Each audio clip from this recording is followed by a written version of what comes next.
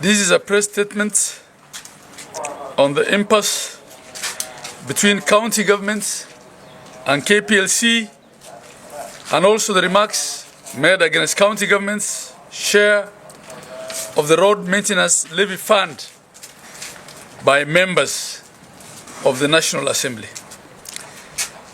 Members of the press, citizens of Kenya, the Council of Governors' attention is drawn to two critical issues affecting counties, which are the impasse between county governments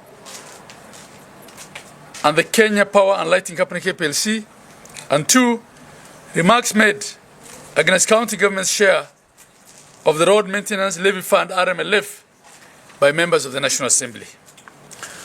We address you as follows on these matters.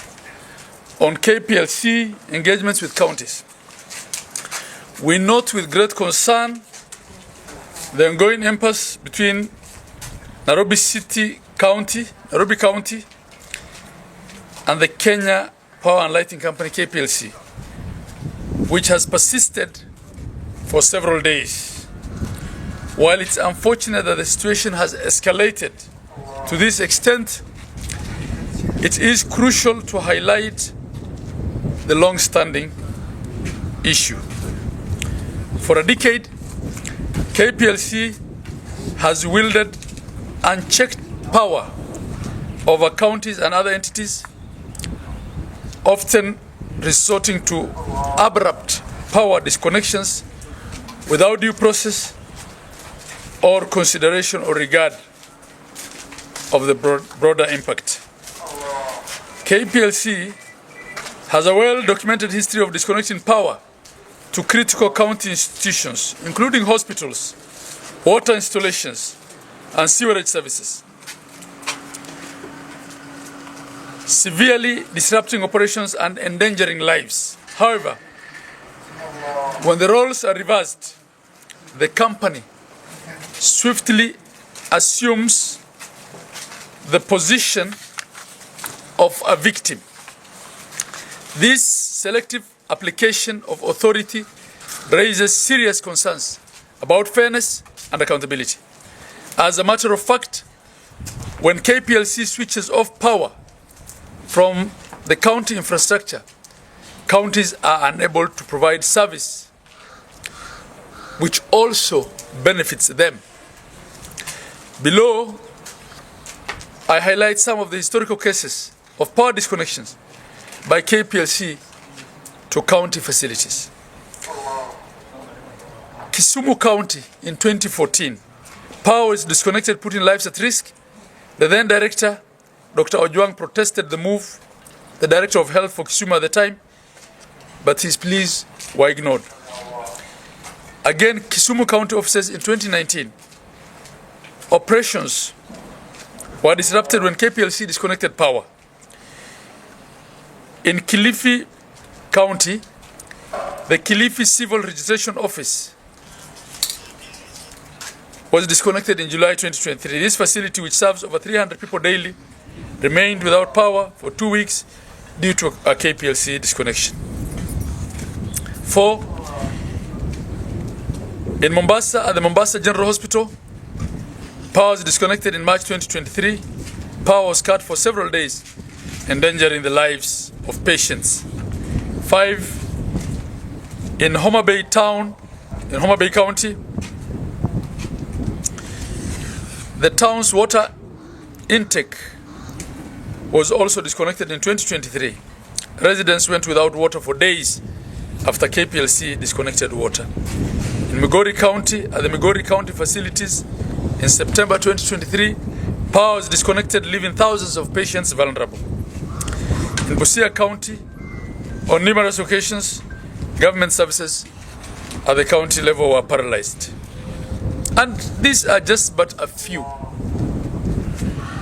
Kplc's actions have not affected counties only, but have also affected private individuals and businesses. For instance, in 2018, a Nairobi resident sued Kplc for billing him $616,000 for 2 months, despite being away from home that period. In 2018, the High Court barred KPLC from inflating consumer bills following a petition filed by lawyer Apollo Mboya. In 2021, a hotel sued KPLC after its monthly electricity bill. In 2021, a hotel sued KPLC after its monthly electricity bill jumped from shillings 30,000 to a staggering 2.6 million shillings. That's for a month's bill. In 2023, the World Bank faulted KPLC for failing to compensate landowners for way-leaves despite using their private and company land.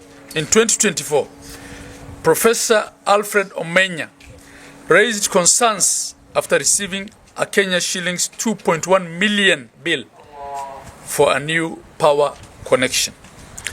Despite all this, KPLC owes county governments land rates in the form of contribution in lieu of rates or silo.